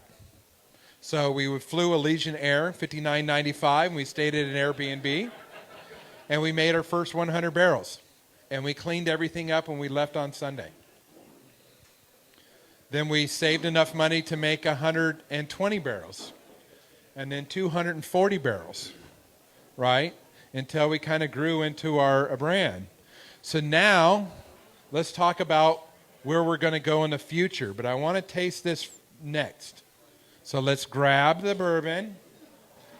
Let's take a sippy, and then I want you to nose and taste the other ones, and I'm going to do a quick poll. Can I, as you're doing your sippy, that is a weird, well, never mind. As you're taking, Ask Scott. Ask Scott. As you're taking your sip, let me do some business real quick. I want to introduce some of our sponsors to you, but thank you very much for the support of Justin's House of Bourbon, Wesley's Wicks, Whiskey Grail, Sean Higgins, Mint Julep Tours. Thank you very much. Yay. And Derby City Cruisers, and our partners, Bourbon Women, Whiskey Army, the Fraser Museum, which is the official first stop of the Kentucky Bourbon Trail. Awesome Liquor guns. Barn, and Silent Wolf Productions. Kyle. Come on, Kyle. And lastly, Tag Your Swag. So thanks for all of our sponsors and Blue & Company we mentioned earlier for making this possible. Thank you. All right, so let's taste through it all. What's that? Mash bill. Same as the, 70, 20, 10. So, all right, we've tasted them all, correct? Who likes the first one, the straight, the best? Raise your hand. Put your hand down. Who likes the small batch? Put your hand down. Who likes the barrel strength the best? Put your hand down.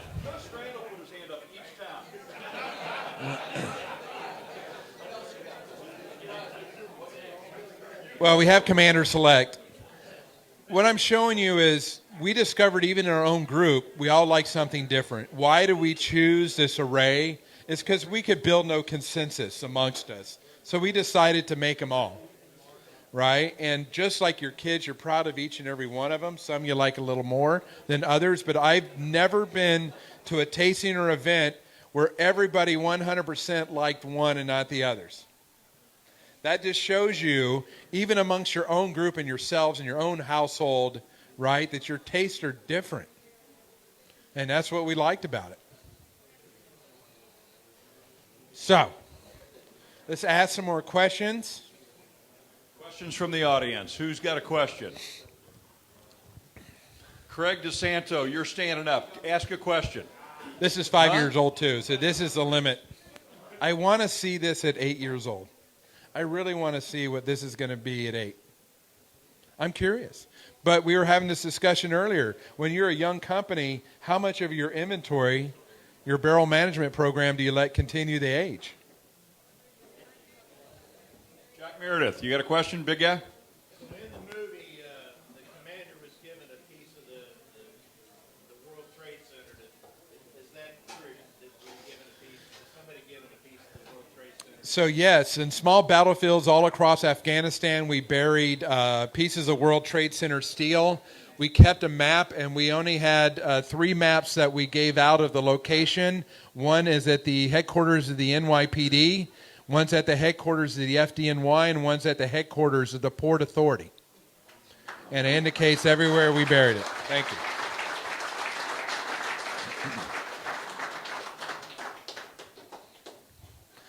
So, let's talk about the future. I want Mr. Young Cody to stand up, please.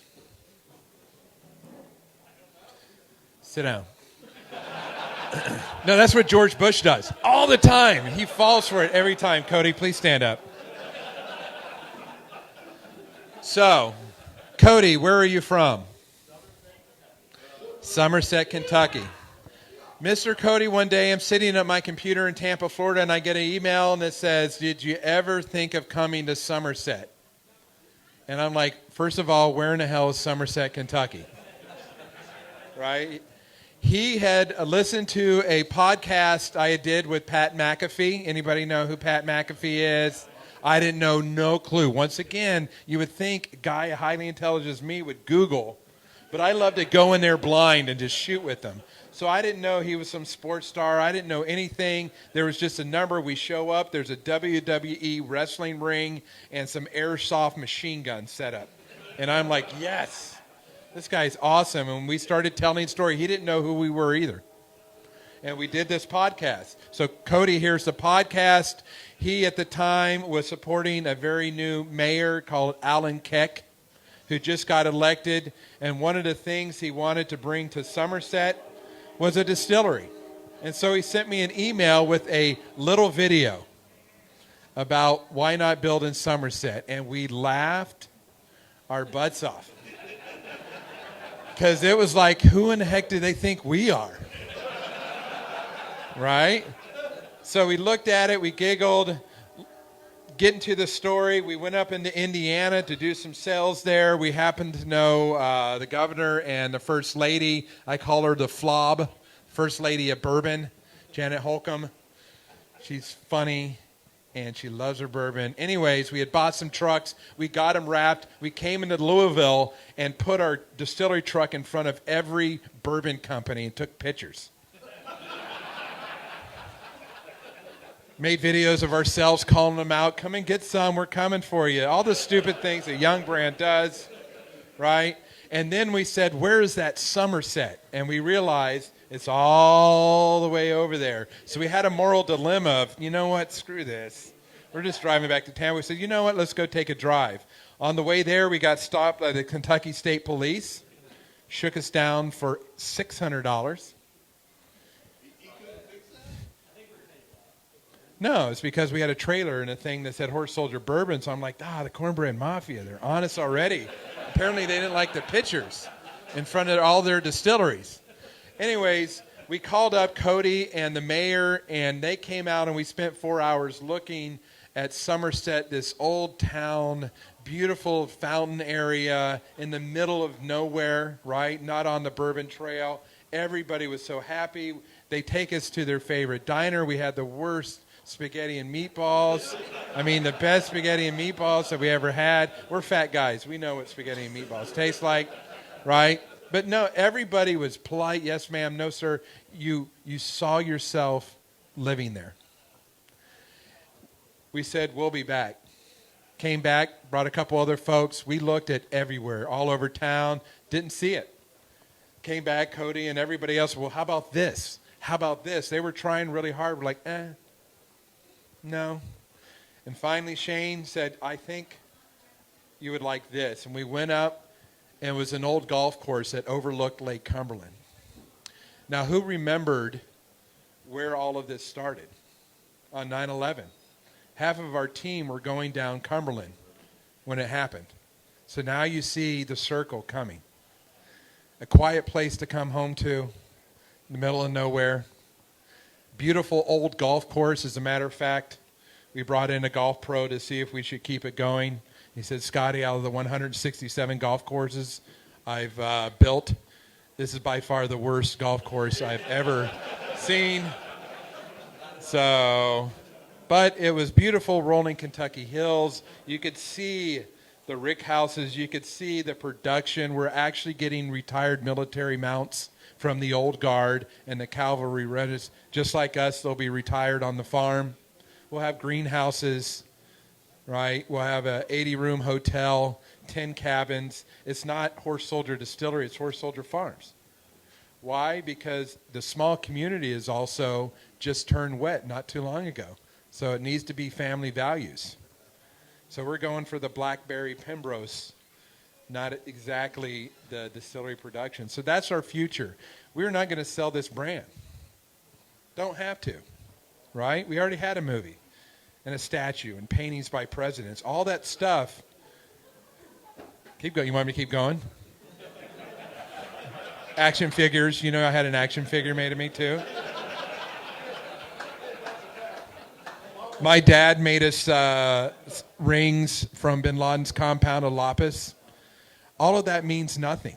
Why? Because it's not a legacy I can give my kids. They cannot chew my war medals. They cannot feed their families on books that were written about you. So we are building this dream of what America's about, and that's pursuing life, liberty, and the pursuit of happiness with a bourbon in your hand. So there you go. We're here.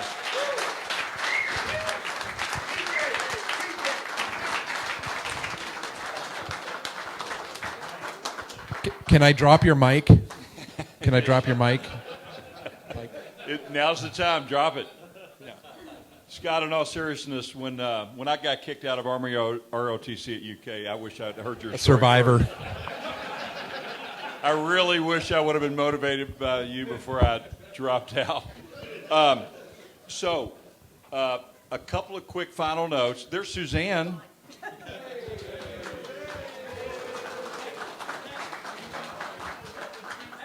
Scott, She's the War Department.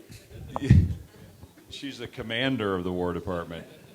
Scott, we can keep going as long as you want, but I've got a few final logistics and notes that I just want to quickly mention. Quick question. Raise your hand if you came in from out of state for tonight. So give me your states. Where did you?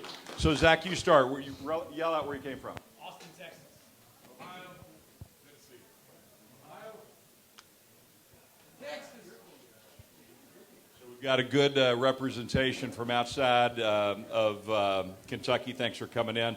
So this is our third event we've done, right? We've had Limestone Branch. We've done Peerless. We're doing one event a month where we're bringing in a brand or a distillery. And so next month on Saturday, so we switched to the summer schedule for the next event in June. I've got the date, June 5th. We have New Riff coming in from Northern Kentucky. And then we have Heaven Hill. We've had a switch up. We originally had Woodford Reserve, but Heaven Hill is now going to present on July 17th from 4 to 5:30 on a Saturday. We have Uncle Nearest coming up from Tennessee, Lynchburg, Nashville area coming up August 14th. And we just have a commitment from Knob Creek, so we've added November 9th with Knob Creek. So we've got some great brands and distilleries coming. Maybe not as exciting as what we've had today, Scott. Exactly. We can't thank you enough. This has been awesome. Thank you very much. Thank you. Thank you. Thank you for giving us a trumpet. Yes, thank you. Yes, please stand up. Yes, go ahead. Thank you. Oh, okay. No, thank you very much.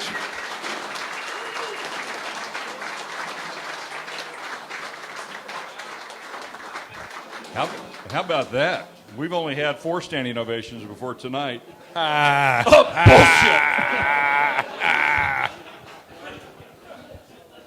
Mr. and Mrs. Neal, thank you very much. We appreciate you all coming out, too. All right? We really appreciate it. Scotty, you want to pull out a ticket and pull your tickets out. The winner gets a signed bottle of the silver label, the good stuff, the uncut barrel straight.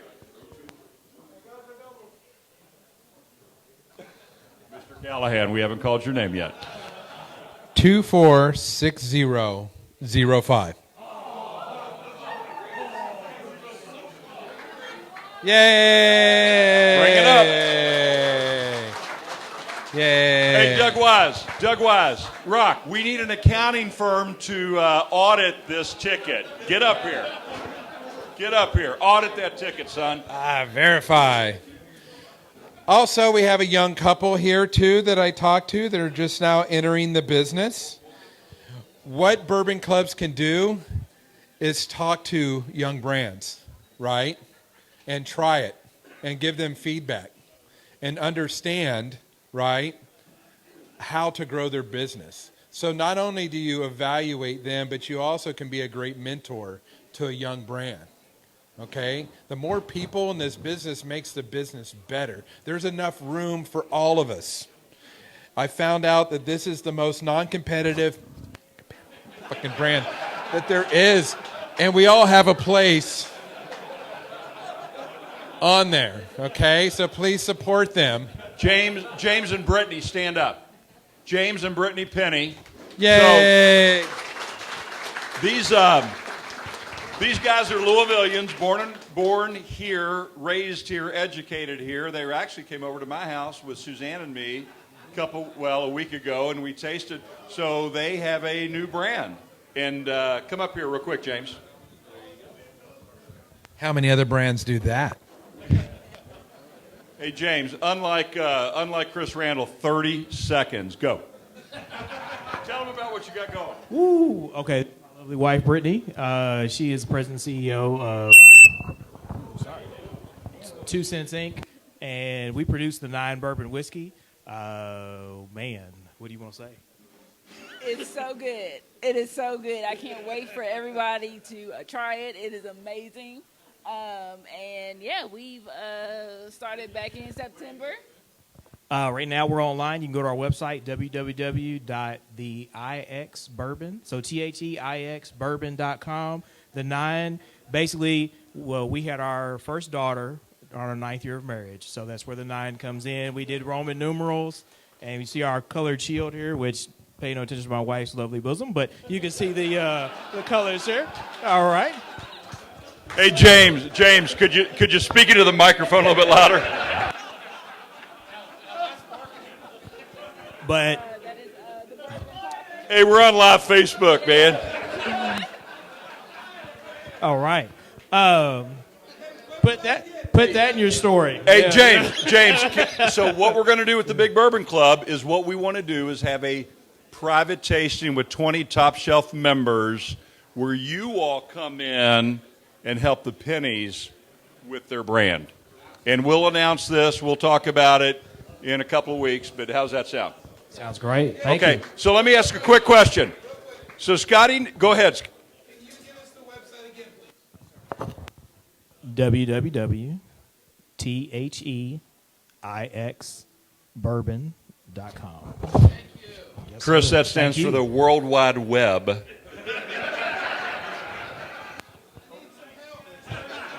So Chris, go get a computer. I'm just joking. Okay. Thank you, pennies. We appreciate it. So while we're giving equal time, get up here, Zach, real quick. So 30 more seconds, and then if you all want, this is like, have you ever seen Springsteen in concert? And everybody stands up and lights for an encore. If you all want Scotty to come back up and answer a few more questions without any interruptions, I bet he might consider it. He's got more war stories, but until then, Zach Landry came in from Austin yesterday. I picked him up at the airport. He's starting a new brand. And anyway, give him a little story you got. So it's based in Austin, Texas. The whiskey's currently being made in Kiln, Mississippi, the home of Brett Favre. We will launch the rye whiskey in June, and the bourbon will be 4-year in July. So that'll come out in August. Called Landry Oaks Rye Whiskey, and it's called Landry Stakes Bourbon. So we'll start in Texas first and then go from there. Perfect. We We'll be talking a lot about what Zach is doing with his brand on the Big Bourbon Club, okay? So, Scotty Neal, don't stop it. Are you okay answering more questions and doing your thing? Okay, so if you're interested in any more from Scott, let's hear it loud. Well, it sounds like they're kind of ambivalent, Scotty. Oh, hold on. Let's do it again. If you're interested in Scotty, let's hear it. I think they may. Matt, get up here until he comes. Come on. Come here. So you answered. So Matt is with Horse Soldier. He runs the East Region. Talk to everybody and give us the rollout of the brand in new states. Again, from what we were talking about earlier? So as Scotty mentioned, we're in 12 states. We're in New York, Virginia, Florida, Indiana, Kentucky, Kansas. We never wanted to go to Kansas, but Mark Nuich lives in Kansas, and he killed it. He sold like 5,000 cases. I think that's about how many people are in Kansas. Texas, Arizona, Nevada, and California, and we do a little business in Montana. We're going to be rolling out Missouri, Michigan, and Ohio Q3, and we're looking to roll out North Carolina, Pennsylvania Q1. So, and we're working in Canada. So that's about it. All right, let me get Scotty. I'm not good at this stuff. Okay. So we've got a winner for the virtual questions. This place is getting out of control. Pam. So our virtual live Facebook winner, we asked for all of the people on Facebook Live, about 500 or 600 of you watching. Whoever asked a question is eligible for a signed bottle. Jonelle Espinoza. Big J. Oh, Janelle. Tom Reed just pulled a hamstring jumping up to cheer for you, as did Chris Randall. So Janelle will get a bottle signed to you, and you're the winner. Congratulations. All right. So if everybody hangs tight, I've lost control of my own event. What's new? It's like my kitchen table with my 4 boys and wife. I've never had control. Mr. Callahan. Oh, my God.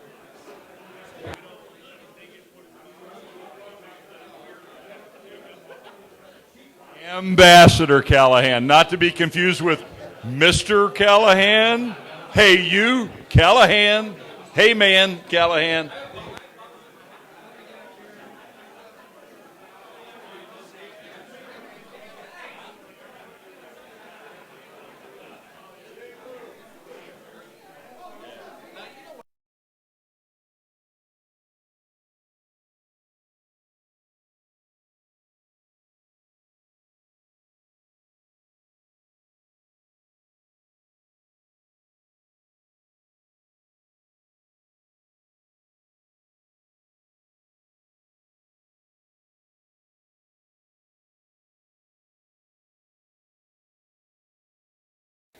Question, story, then question. Pour another bottle? Let's do it. Okay. Let me get it. Sir. Hey, Rachel. Can't hear you. We're good. All right. Any plans for Double Oak? The answer is we are doing some things with Calvados barrels. Why Calvados barrels? All right, you ready for my next adventure story? And I'm going to get to yours. So imagine doing all these great things. One day you retire and you're not supposed to do them again, but you want to do them again, but your body doesn't want you to do them again. What do? So probably in 2015, we wanted to learn how to sail. So we work with the Warrior Sailing Foundation that teaches veterans how to sail. And they taught us in St. Pete, Florida. Then they say, hey, do you want to be part of a boat race to Cuba? And we're like, yes. But we wanted a big boat. So we found an 84-foot aluminum-hulled Metolius race boat. and we sailed to Cuba, and we got second. Well, we jumped ship, and we went and learned in legendary old Havana how to make rum. Okay? So then, because we're not sore losers, the next year we got a bigger and faster sailing yacht, and we hired 2 America's Cup racing captains to captain it. And we were blowing away the competition. We did the race to the Isla Mujeres, the island of women, right? We had a carbon fiber 75-foot trip design race yacht. We were smoking everybody, except we were so aggressive on the sails, we didn't lose tack, and we pushed into the water and blew out our spinnaker, and still got second. But then we traveled into the district where tequila's made. We learned how to make tequilas. So we started barrel exchanges with different tequila and different rum places. In 2019 was the 75th anniversary of D-Day. So we wanted to go be part of history and see the whole activities. We heard that presidents did speeches. Well, we were trying to rough some tickets. And I shook down President Bush, and he's like, nah, I can't get you tickets. I'm like, shit. So finally, we figured they had some demonstrations. We talked to the people about the demonstrations. They go, who are you guys?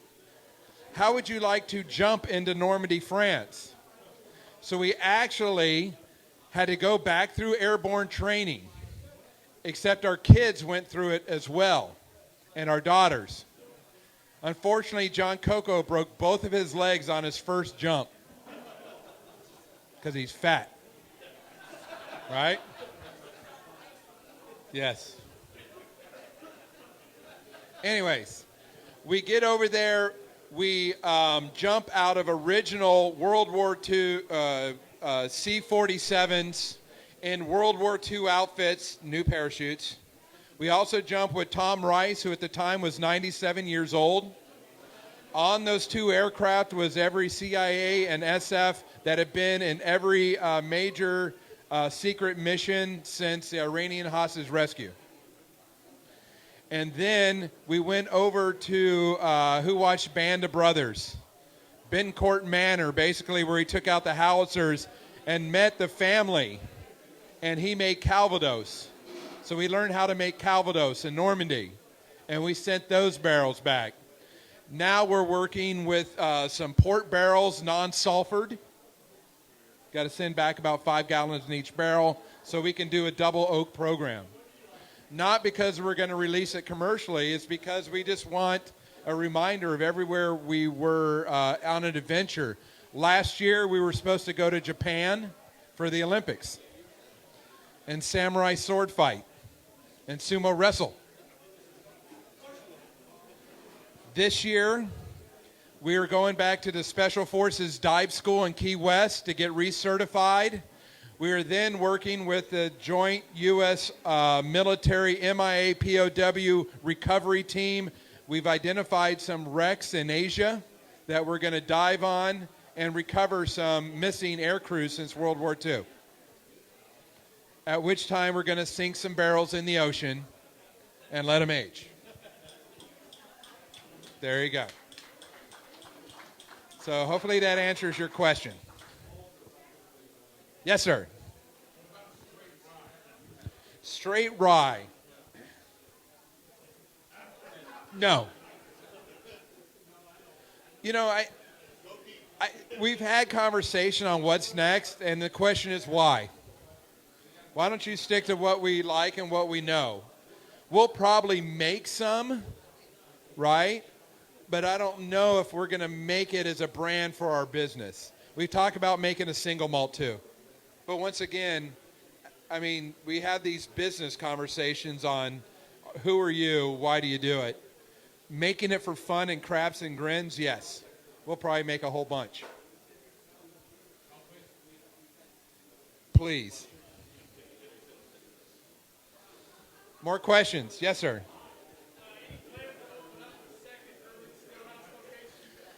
So we have a place in St. Pete called the Urban Stillhouse. Once again, I should Google it because I didn't know that there was the Jim Beam Urban Stillhouse.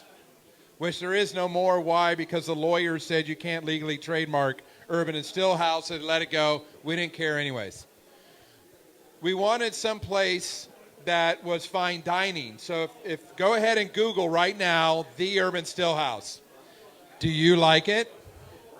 It is absolutely ridiculous. It is like Marco Polo came home. Gas lanterns that we saw in Ireland. We had stonemasons come in from Scotland to build our stone fireplaces. We have wood fire grill that we grind up our barrels to cook our meats on. So if you look at that, are we going to build a second? Yes, in Somerset. We're going to call it Shush. Somerset Urban Still House. Because the one in Tampa is Tush. Once again, we're not that smart. Okay? But you can't have bourbon without a great meal. And that's what we want. Did I say that we're fat? Yes. Because we eat well and we drink well. It's funny because our wives do all the Ironman competitions now, right? And all the go rucks and all the physical activities. And we get to cheer them at the end. That's awesome. Wow, you got a medal. Yes, sir.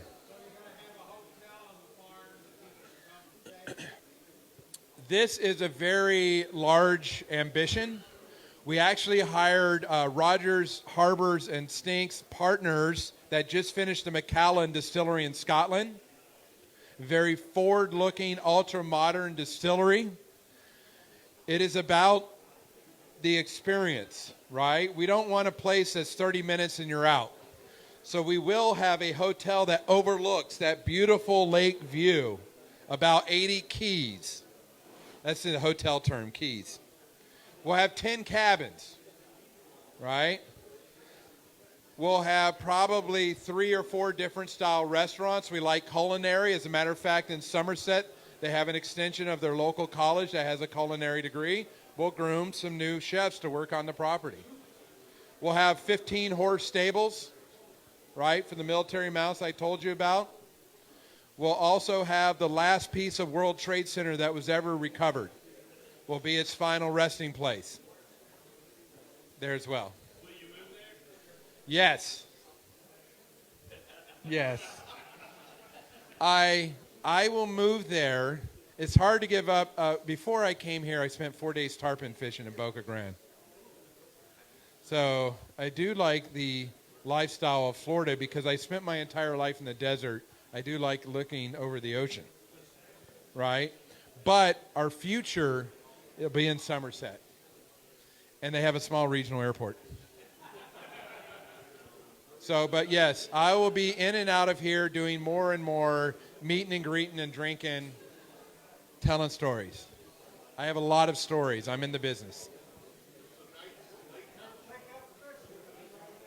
I am the world's worst fisherman. I had the world's best captain guide on tarpon fishing, and we struck out for 2 days, and I was like, it's the curse. And finally, they were literally rolling by the hundreds at the mouth opening. I could hit them with my bait in the head. That's how many tarpon there were. So I caught one.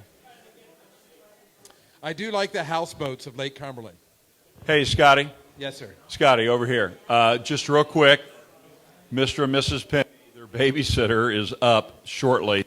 But they want to give you a small gift and thank you for tonight. So come on up, James and Brittany.